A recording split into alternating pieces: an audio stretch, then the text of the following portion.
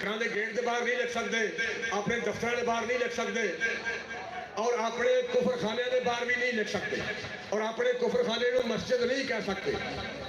یہ باقاعدہ ملک پاکستان کا قانون ہے، اور ہر چیز جسٹس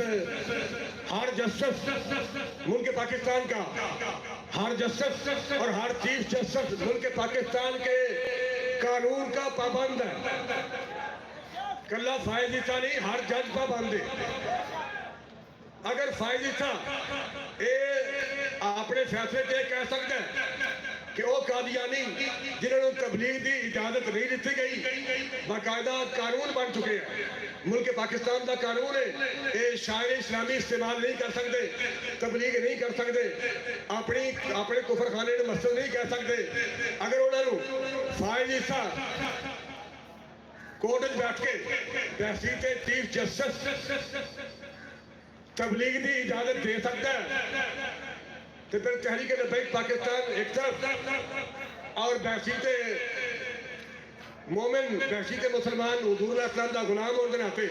پیر ذہین حسن شاہ بخاری پھر اعلان کر دیا کہ جیڑا بندہ فائز عیسیٰ جنہیں ملک پاکستان دا قانونی پامال کیتا ہے، 10,000 شہیدانوں دے خون تے لت ماری ہے، جنہیں مرزیاں نو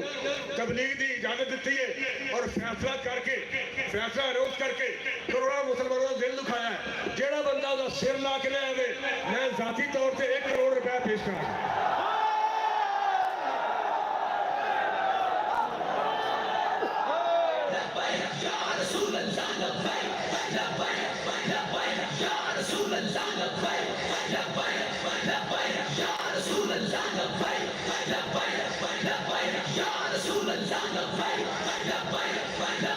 Ya Rasul